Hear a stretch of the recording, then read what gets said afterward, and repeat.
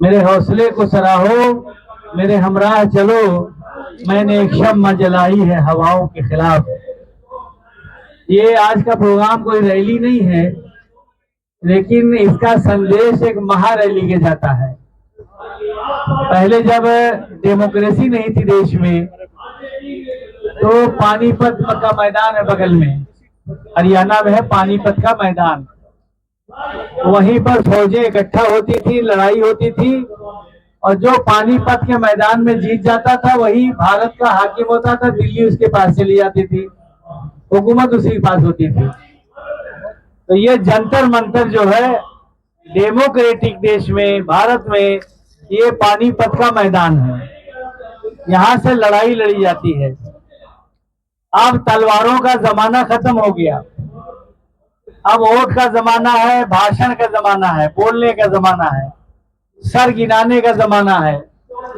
यहां से संदेश, जो बातें पार्लियामेंट में नहीं उठती हैं, अगर विधानसभा में नहीं उठी, या आज जो सपना आजादी की लड़ाई लड़ने वालों ने देखा था कि आजादी के बाद सारे लोग बराबर होंगे, किसी के साथ पक्षपात नहीं होगा, दुर्भाग्य से देश बांट दिया गया था।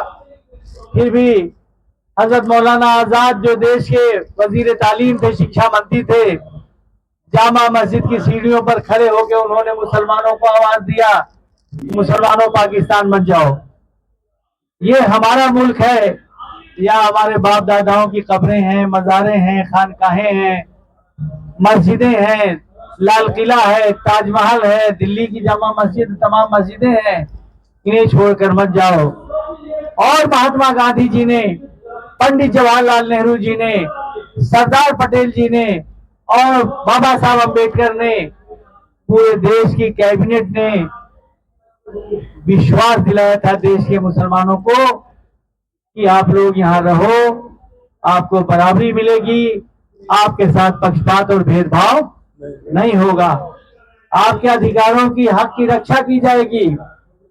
और मुसलमानों के पास ऑप्शन था, हमारे बाप दादा भारत छोड़कर पाकिस्तान चले जाते, और जितने लोग पाकिस्तान जाते तो उनके हिस्से की जमीन भी पाकिस्तान को मिलती, सब पाकिस्तान का नक्शा और कुछ बड़ा होता, लोग चले जाते।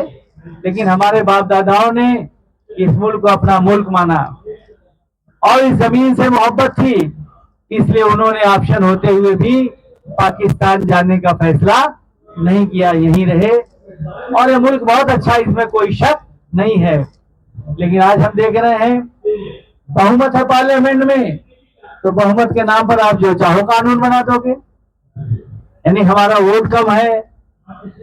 और अगर बहुत सारी पार्टियां हैं जो हमारे साथ है, हमारे हक के साथ, इसमें कोई शक नहीं है।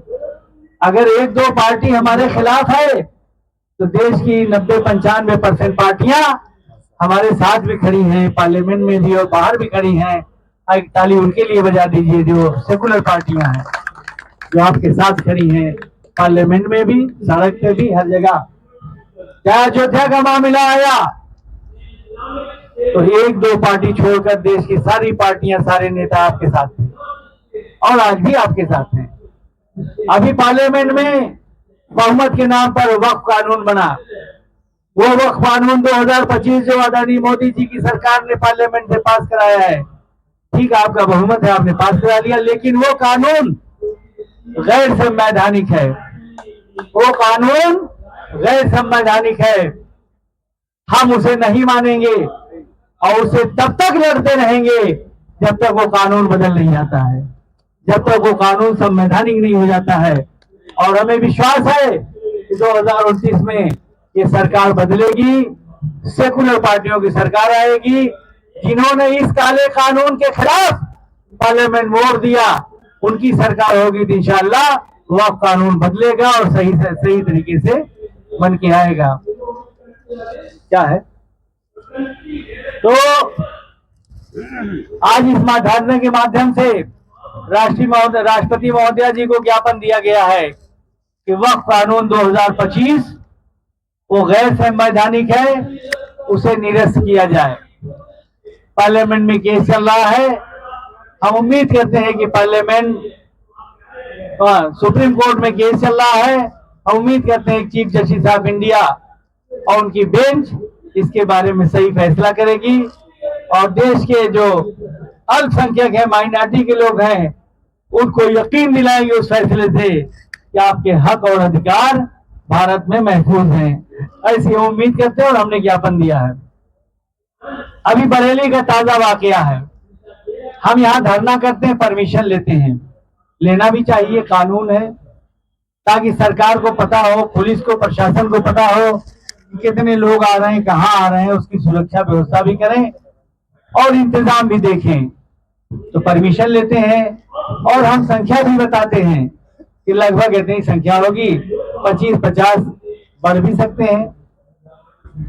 पिछला धरना हम लोगों ने 4 अगस्त 2025 को दिया था, वो भी परमिशन लिया था।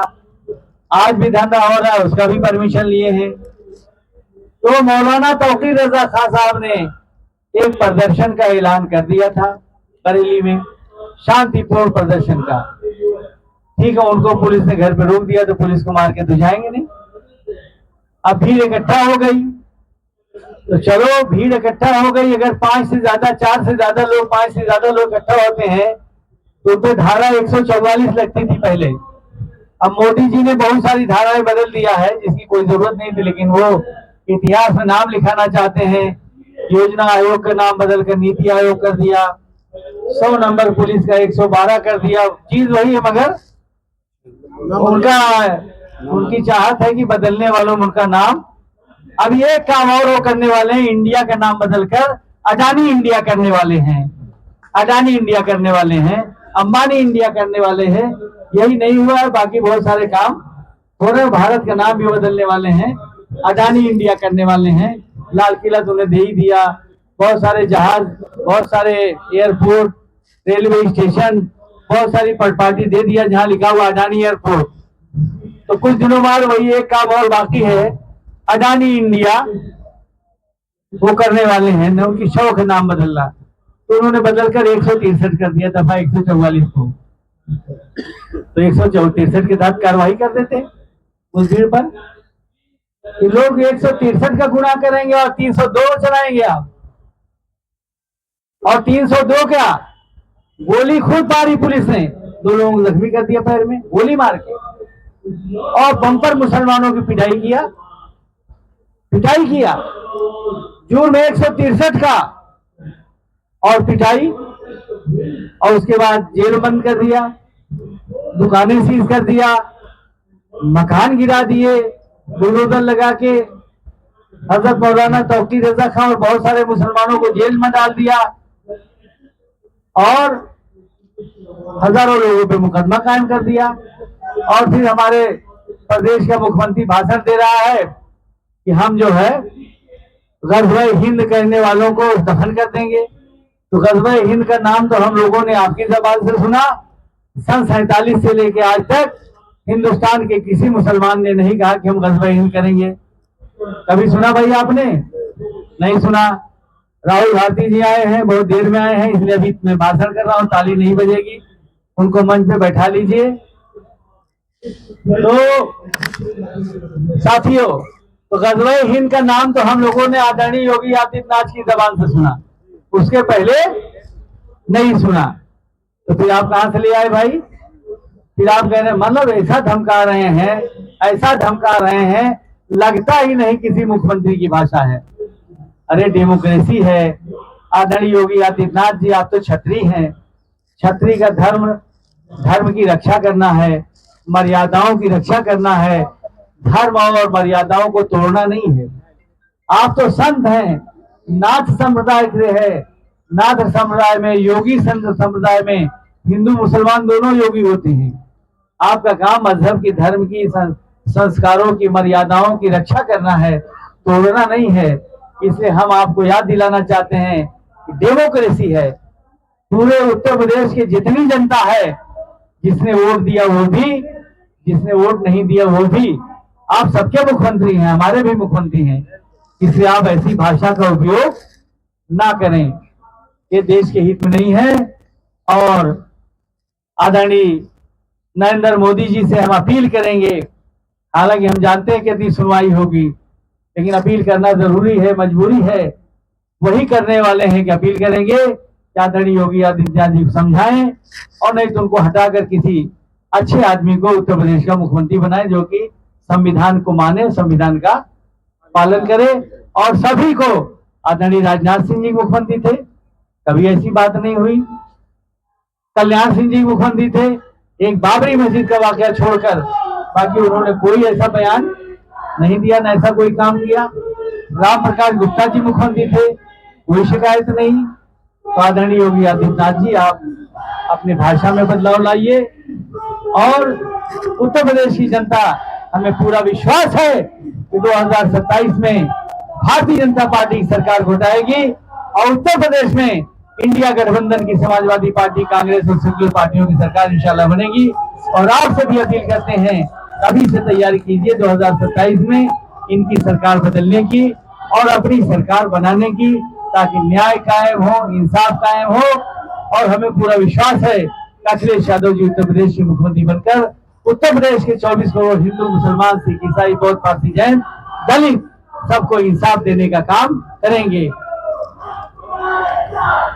दूसरा, तो हम भारत सरकार से मांग करते हैं, माननीय राष्ट्रपति महोदया से मांग करते हैं, माननीय चीफ जस्टिस ऑफ इंडिया तक भी अपना पैगाम पहुंचाना चाहते हैं कि बरेली में उत्तर प्रदेश के मुख्यमंत्री को, माननीय गवर्नर को, डीजीपी को, चीफ सेक्रेटरी को निर्देशित करें कि मौलाना तौकीर रजा खां और तमाम मुसलमान बेकसूर हैं, उनके ऊपर जो कायम किए मुकदमे वापस किए जाएं, और सभी को, मौलाना तौकीर रजा साहब को और सभी बरेली के मुसलमानों को बाइज्जत बरी किया जाए, जेल से छुड़िया किया जाए। आप इसे मानते हो तो ताली बजा के हमारा बात की हिमायत कीजिए। दूसरा, 5 साल से जेल में बंद हैं उमर खालिद, शर्जील इमाम, शिफाउर रहमान खां, ताहिर हुसैन, इशरत सिद्दीकी, अतार खां, मोहम्मद सलीम खां, मीरान हैदर, शादाब अहमद, शबाब अहमद, गुलफिशा फातिमा, खालिद सैफी, ये लोग 5 साल से बंद। इनका गुनाह क्या है? सीएए आंदोलन इन्होंने चलाया था, पूरे देश में चला था, शाहीन बाग से लेकर हर जगह, और डेमोक्रेटिक तरीके से चलाया था। एक भी इनका खराब भाषण नहीं है, एक भी दंगा कराने की कोई सबूत नहीं है, कोई वीडियो नहीं है, कोई सबूत नहीं है।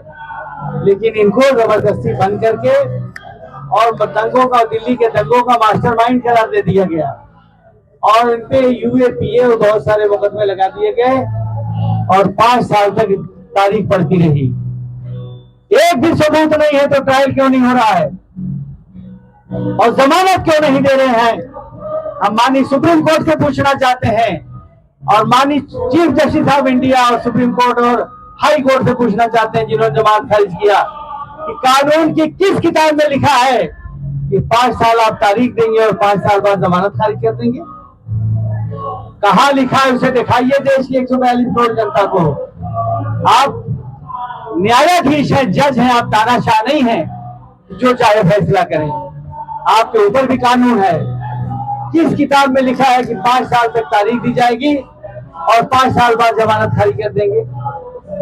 और 700 गवाह पुलिस ने बनाए हैं, यानी अभी 5 साल में चार्जशीट नहीं हुई, ट्रायल नहीं है, और 700 गवाह, जब ट्रायल शुरू होगा तो 700 गवाह पेश होने में 30, 40, 50 साल कम से कम लग जाएंगे। यानी उन्हें पूरी जिंदगी भर आपने बिना सजा के जेल में रहने का इंतजाम किया है। ये सरकारी साजिश है, इसमें देश का केंद्र सरकार शामिल है, पुलिस महकमा शामिल है, और हम कहते हैं कि हाई कोर्ट के जज और सरकार के इशारों पर काम कर रहे हैं।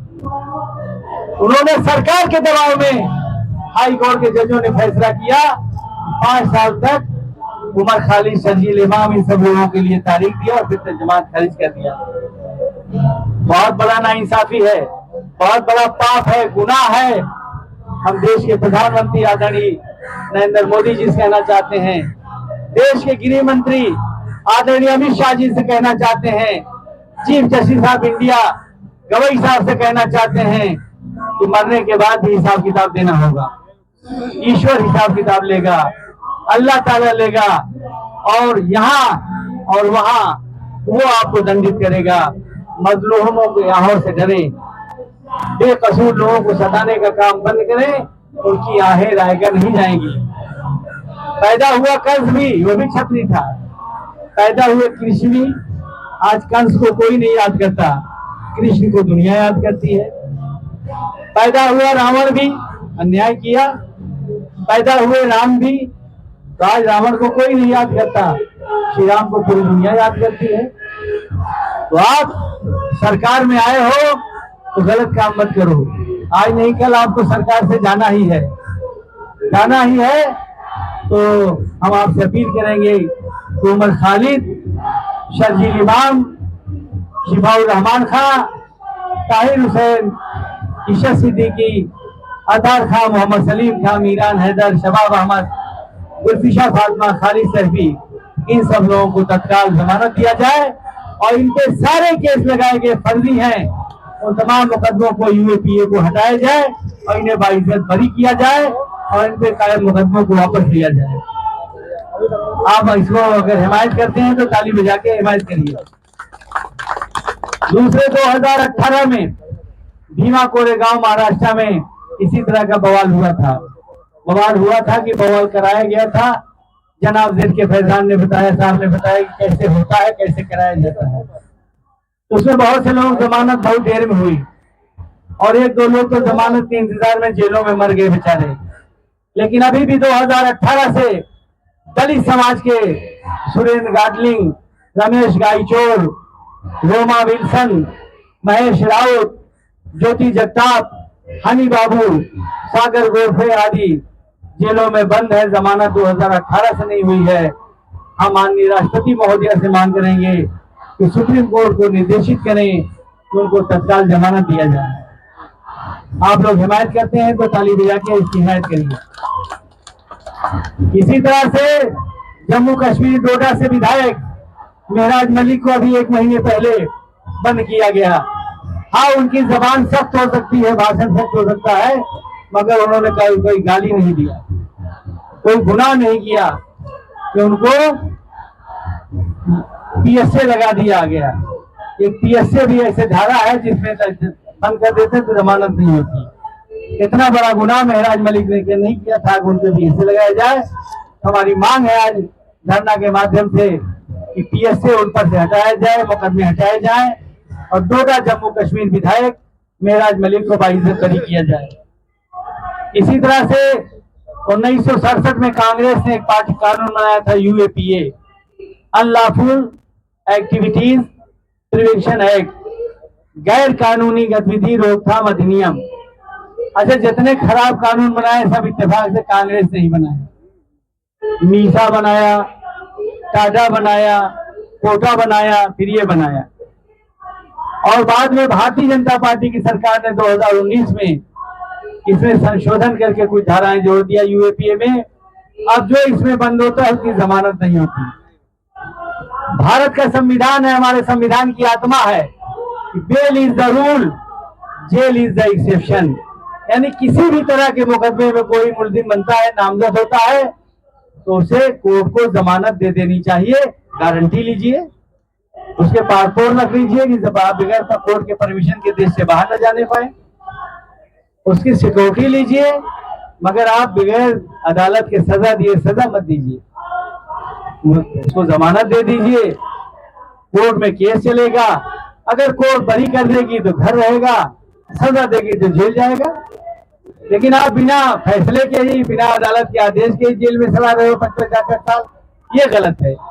इसलिए हमने आज के इस धरने के माध्यम से ज्ञापन दिया है राष्ट्रपति महोदय को कि गैर कानूनी गतिविधि रोकथाम अधिनियम, यूएपीए और सार्वजनिक सुरक्षा अधिनियम पीएसए को जैसे दमनकारी कानून को समाप्त किया जाए। ये देश के 142 करोड़ भारतीय नागरिकों के मौलिक अधिकारों के खिलाफ है। अतः इन्हें जैसे मीसा खत्म हुआ, टाडा खत्म हुआ, कोटा खत्म हुआ, उसी तरह से यूएपीए और पीएसए को भी खत्म किया जाए। ठीक है भाई। हिमायत करिए ताली बजा के जोरदार। वक्फ बोर्ड के लिए मैं बोल चुका कि वक्फ बोर्ड कानून 2025 जो मोदी जी की सरकार ने पार्लियामेंट में पास किया है वो गैर कानूनी है, उसे वापस लिया जाए। अभी लद्दाख की जनता बड़ी शांतिप्रिय है। कारगिल से लेकर हर लड़ाई में पाकिस्तान और चाइना के खिलाफ भारत की सेना के साथ खड़ी रही। वहां के एक बहुत बड़े वैज्ञानिक हैं, इंजीनियर हैं, समाज सुधारक हैं, सामाजिक कार्य करता है सोनम वांगचुक। उन लोगों ने एक दो मांग किया था कि जम्मू कश्मीर को आपने अलग कर दिया, लद्दाख बना दिया, तो लद्दाख में विधानसभा बना दीजिए, गवर्नर शासन खत्म कीजिए, वहां की जनता को राइट दीजिए कि विधानसभा में अपने विधायक और मुख्यमंत्री चुने और वो विकास का काम करें। जनता की सरकार बनाइए डेमोक्रेसी में। और दूसरा उन्होंने मांग किया था, जो कि बहुत सारे वहां आदिवासी कबीले रहते हैं, उनकी तहजीब है, कल्चर है, संस्कृति है, तो संविधान की शेड्यूल 6 में उसको शामिल किया जाए ताकि वो लोग अपनी संस्कृति, तहजीब, मजहब की रक्षा कर सकें। यही आंदोलन कई साल से चल रहा था, शांतिपूर्ण चल रहा था, मगर अभी पुलिस ने बर्बर लाठीचार्ज किया, नौजवान बिगड़ गया और भाजपा का दफ्तर जला दिया, दंगा हो गया। तुरंत सोनम वांगचुक जी ने आंदोलन वापस ले लिया, लेकिन फिर भी उन पर रासुका लगा के उन्हें जोधपुर की जेल में बंद कर दिया गया है। हमने पहले दिन ही आवाज उठाई, फेसबुक पे लगाया, राष्ट्रपति जी को भेजा और आज इस धरने के माध्यम से भी हमने मांग किया है कि सोनम वांगचुक जो लद्दाख के प्रसिद्ध इंजीनियर, शिक्षा सुधारक और सामाजिक कार्यकर्ता है, उन्हें 26 सितंबर को एनएसए के तहत गिरफ्तार किया गया है। राष्ट्रहित में उन्हें तत्काल रिहा किया जाए और उनकी मांगों को माना जाए। इसकी आप लोग अगर हिमायत करते हैं तो ताली बजा के इसकी हिमायत करेंगे। अभी एक वीडियो है मेरे पास, बहुत बड़े पत्रकार है और उर्मिलेश जी, उनका नवंबर 2024 तक भारत की जेलों में 3,77,310 लोग विचाराधीन कैदी बंद हैं। कितने? 3,77,310 लोग विचाराधीन कैदी बंद हैं और उसमें से 74% लोगों पे कोई चार्ज नहीं लगा है, कोई चार्जशीट नहीं लगी है और कोई जो है मुकदमा नहीं चल रहा है, मगर वो लोग कई सालों से जेलों में बंद है। कितने हैं? 3,77,310 लोग। तो हमने पिछले धरने में भी उनकी संख्या नहीं बताई थी। हमने मांग किया था 4 अगस्त को भी, आज भी मांग किया है कि भारत की जेलों में सभी राज्यों में हिंदू, मुसलमान, सिख, ईसाई, दलित, आदिवासी, बौद्ध, पारसी, जैन, जो लोग भी 1 साल से अधिक समय से जेलों में बंद है, विचाराधीन कैदी हैं, उनको तत्काल जमानत दे दी जाए, तत्काल जमानत दे दी जाए। इस पे अभी सुप्रीम कोर्ट ने एक आदेश जारी किया, 10 दिन हुआ है, कि जमानत के मामले 6 महीने में निपटा दिए जाएं। तो एक बात पे आपकी असर हुआ है, बात मानी गई है। सुप्रीम कोर्ट ने आदेश किया है 6 महीने के अंदर जमानतों के मामले निपटा दिए जाएं। समाजवादी पार्टी अधिवक्ता सभा के राष्ट्रीय अध्यक्ष के बाल से मेरी बात हुई है। राष्ट्रीय अध्यक्ष अखिलेश यादव जी ने ऐलान किया है, उनको कहा है कि पूरे देश में जो लोग भी बेकसूर जेलों में बंद हैं, उनका मुकदमा समाजवादी पार्टी अधिवक्ता सभा के लीडर के वकील पूरे देश में फ्री देखने का काम करेंगे, पूरे देश में। तो अगर आप लोगों की जानकारी में पूरे देश में कोई भी बेकसूर बंद है तो आप लोग हमें बताएंगे और जनाब जेड फैजान साहब भी मदद में खड़े होंगे, लड़ेंगे। और समाजवादी पार्टी अधिवक्ता सभा के राष्ट्रीय अध्यक्ष के पाल और उनके साथ पूरे देश में जो वकीलों की टीम है हमारी समाजवादी पार्टी की, वो निःशुल्क लोगों के मुकदमे लड़कर न्याय दिलाने का काम करेगी। तो हमने आज मांग किया है फिर कि 1 साल से अधिक समय से जो पूरे देश की जेलों में जो भी हिंदू, मुसलमान, सिख, ईसाई, बौद्ध, पारसी, जैन, दलित, आदिवासी विचाराधीन कैदी जेलों में बंद है, माननीय सुप्रीम कोर्ट जी दखल दे, आदेश दें और माननीय राष्ट्रपति जी निर्देशित करें, उन सब लोगों को जमानत देकर रिहा किया जाए, न्याय कायम किया जाए। अगर आप हिमायत करते हैं तो ताली बजा के इसका भी वेलकम कीजिए। अभी आजमगढ़ में 7 साल का एक बच्चा शाहजेब, उसके ना परिवार का गुनाह था ना उसका कोई गुनाह था। बस फर्क ये तक पड़ोस में हार्डवेयर की इनके बाप की दुकान भी थी और किसी की दुकान थी। इनके शाहजेब के बाप की दुकान ज्यादा चलती थी। इस जिद में इनके पड़ोसी ने, 2 भाइयों ने इसको ले गए, मेला दिखाया, खिलाया पिलाया और फिर अपने घर ले जाके वहां बंद कर लिया और रात में मार के, कई चाकू से मार के, गर्दन दबा के उसको बोरी में भर के और फेंका। वो कांटे में लटक गई उसकी डेड बॉडी बोरे में। फिर बरामद हुई। 2 लोग पकड़े गए हैं। ना उनके घर पे बुलडोजर चला क्योंकि वो भारतीय जनता पार्टी के मेंबर हैं मानने वाले, और उनके परिवार के लोग भी उसमें शामिल हैं, जो कि परिवार के अंदर भी घर में ही मारा गया। तो अभी परिवार की भी गिरफ्तारी नहीं हुई है।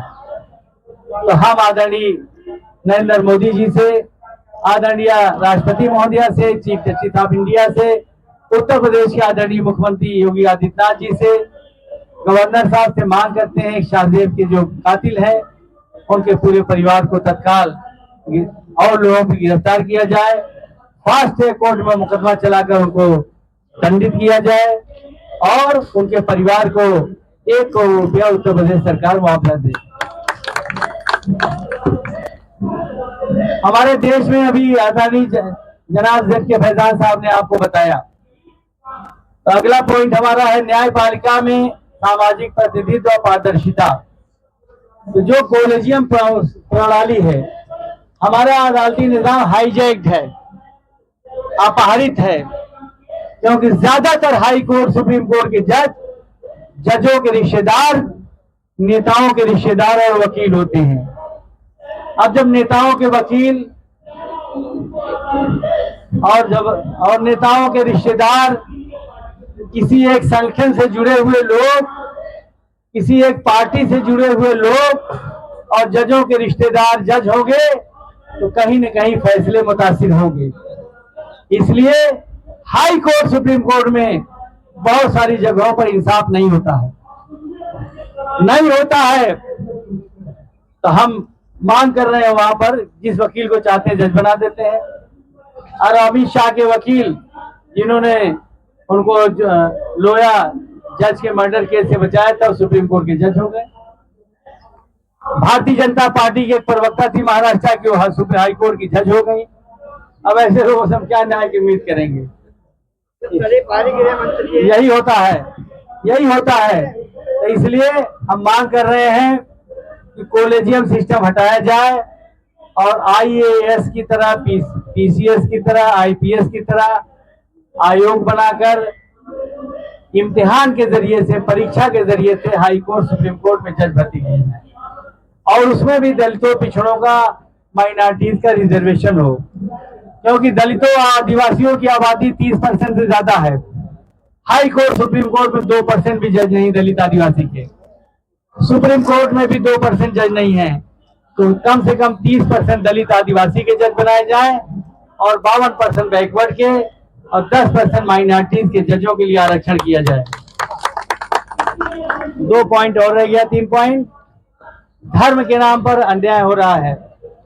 जब बाबा साहब अम्बेडकर ने संविधान बनाया था, देश के सभी धर्म के लोगों को अनुसूचित जाति का दर्जा दिया था, लेकिन 10 अगस्त 1950 को उस वक्त की कांग्रेस सरकार ने, उसके प्रधानमंत्री जी ने, आदरणीय जवाहरलाल नेहरू जी ने कैबिनेट डिसीजन करके, मान ली क्यों किया, कैसे किया, बहरहाल एक गलत डिसीजन हुआ कि हिंदू जो दलित है उनको तो रिजर्वेशन मिलेगा, बाकी धर्म के दलितों का रिजर्वेशन उन्होंने अनुसूचित जाति का दर्जा खत्म कर दिया था।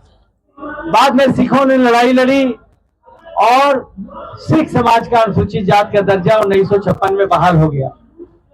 रामविलास पासवान और बहुत से दलित नेता लड़ रहे थे, बीपी सिंह प्रधानमंत्री हुए तो सन 1990 में दलित बौद्धों का भी अनुसूचित जाति का दर्जा बहाल हो गया। लेकिन मुस्लिम नेताओं ने, हमारे बड़े लीडर्स ने, बड़ी मजहबी तंजीमों ने अगर सचमुच में लड़ाई लड़ी होती तो दलित मुसलमानों का भी अनुसूचित जाति का दर्जा बहाल हो गया होता, मगर लोगों ने नहीं लड़ी, गंभीरता से नहीं लिया और आज भी मजहब के नाम पर नाइंसाफी हो रही है। हम 32 सालों से लड़ाई लड़ रहे हैं। आज अंबेडकर विचार मंच से हमने पिछली बार ज्ञापन दिया था, आज भी ज्ञापन दिया है कि दफा 341 में संशोधन करके मजहब की पाबंदी हटाकर दलित मुसलमानों को और दलित ईसाइयों को भी अनुसूचित जाति का दर्जा बहाल किया जाए। हमारे देश में तालीम बड़ी महंगी है। अभी 10 साल 15 साल पहले बीओएमएस की पढ़ाई 8,000 10,000 रुपए थी सेमेस्टर की, अब 20-25 लाख हो गई। बीएमएस की 20-25 लाख हो गई, बीडीएस की 25 लाख हो गई, बीएचएमएस की 25 लाख हो गई, एमबीबीएस की 1 करोड़ हो गई। अरे भाई, जब 1 करोड़ दे के डॉक्टर बनेगा तो डाकू बनेगा, डॉक्टर नहीं बनेगा।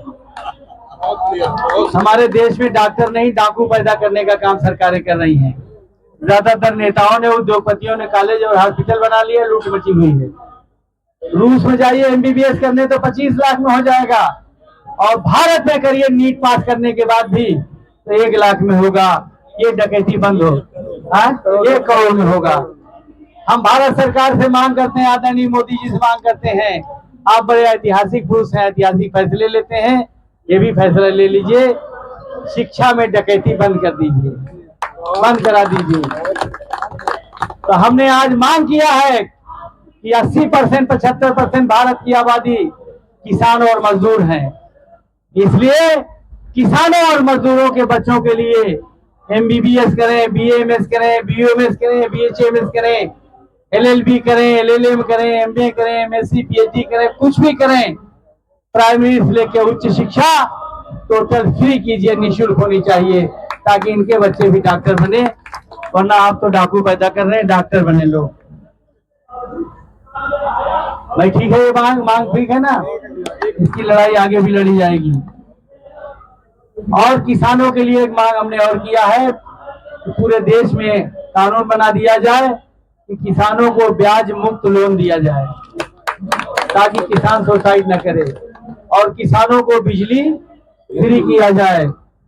और बेरोजगारों के लिए हमने मांग किया है कि शिक्षित नौजवानों को रोजगार की गारंटी दिया जाए, और जो अनपढ़ है उनको भी रोजगार की गारंटी दिया जाए, और श्रमिकों को, सभी श्रमिकों को न्यूनतम मजदूरी की गारंटी सुनिश्चित किया जाए। तो हमने अपील किया है, इतनी 14 सूत्री डिमांड आज हमने दिया है। साथियों, 2 बातें और कह के बात खत्म करने जा रहे हैं। आप सब लोग धरने में आए, मुस्तकीम साहब पूरी टीम के साथ आए, पूजा गौतम जी आए, सबका स्वागत है। राहुल भारती जी पूरी टीम के साथ आए, सबका स्वागत है। चौधरी साहब हमारे पत्रकार हैं, रिफाकत साहब पुराने साथी, आपका भी स्वागत है, सभी का स्वागत है। मैं सबको पहचानता हूँ, सबके नाम जानता हूँ, लेकिन टाइम अब खत्म हो गया है, इससे अपील करते हुए, पिछली मरतबा हम लोगों ने धरना दिया था, उसमें कुछ रिजल्ट भी आए हैं। आपने मेमोरेंडम पढ़ा होगा, हमने एक मांग किया था कि जो गाड़ियां 10-15 साल की उम्र रजिस्ट्रेशन की थी, हमने मांग किया था कि गाड़ियों की उम्र रजिस्ट्रेशन की 20-25 साल की जाए। तो केंद्र सरकार ने 1 हफ्ते पहले ये आदेश कर दिया है कि गाड़ियों की उम्र अब 20 साल होगी, 20 साल होगी। दूसरा, हमने मांग किया था कि पूरे देश में जो विचाराधीन कैदी जेलों में बंद है, 1 साल से अधिक समय से सबको जमानत दे दी जाए।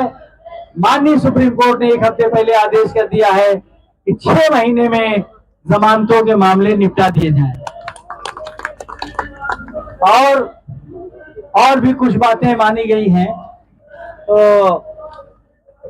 कुछ बातें मानी गई, उसको कह नहीं सकते, कहना अच्छी नहीं है। कुछ और भी काम हुए हैं, और एक ऐलान और करना है, ये लड़ाई रेगुलर चलेगी, एक दिन करने से मसला हल नहीं होगा। अब हम पूरे देश में इसका धरना करेंगे, और हर महीने आज हम ऐलान करते हैं, अगर आप लोग इजाजत दें और आने का वादा करें, कि हर महीने दिल्ली के जंतर मंतर पे धरना लगेगा जब तक न्याय नहीं हो जाता है। जब तक दफा 341 में संशोधन होकर दलित मुसलमानों, दलित ईसाइयों का अनुसूचित जाति का दर्जा नहीं मिल जाता है, हर महीने यहाँ पर धरना होगा जंतर मंतर पर। जब तक यूएपीए और पीएसए कानून खत्म नहीं किया जाता है, तब तक हर महीने यहाँ धरना होगा। जब तक ये पीए और पीएसए कानून खत्म नहीं होता है, हर महीने धरना होगा। और उमर खालिद, शर्जील इमाम वगैरह जो 10-12 लोग बंद हैं बेकसूर, उनका मुकदमा वापस नहीं होता है, उन्हें जमानत देकर छोड़ा नहीं जाता है, तब तक हर महीने यहाँ पर धरना होगा। और किसानों के लिए जब तक ये सारी बातें और जितनी डिमांड है हमारी नहीं पूरी होती है, तब तक हम लोग हर महीने यहाँ शांतिपूर्ण धरना देंगे और ज्ञापन देते रहेंगे। लड़ाई जारी रहेगी। भाई साथ देंगे, सब लोग आएंगे। तो डेट का ऐलान करो। नवंबर में 23 तारीख को संडे है। संडे इसलिए रख रहा हूं कि वकील लोग छुट्टी रहती है, ताकि वकील लोग भी आ जाएं। और हमारे जनाब बुजुर्ग नेता, हालांकि अभी जवान वो भी है, मैं भी हूँ, लेकिन उम्र से थोड़ा बुजुर्ग हो गए हम लोग। मैं 67 का हूँ, ये मुझसे कम से कम 8-10 साल तो बड़े हैं ही हैं। तो लेकिन माशाल्लाह हम लोग अभी जवान हैं, काम करने लायक हैं। तो हर धरने में वो आएंगे, चीफ गेस्ट रहेंगे। और हमारे मोहम्मद अब्बास साहब बड़े जुझारू अच्छे साथी हैं, अच्छे वक्ता हैं, पूर्व मंत्री हैं, ये भी रहेंगे और सभी लोग रहेंगे इंशाल्लाह। हम भी रहेंगे। संतोष संप्रीति जी हमारी राष्ट्रीय अध्यक्ष है महिला विंग की, वो भी रहेंगी। और सदाशिव त्रिपाठी जी रहेंगे, अनारकली जी हैं, जमील मौर्य जी, जमील अहमद साहब हैं, चौधरी साहब हैं हमारे। हाँ।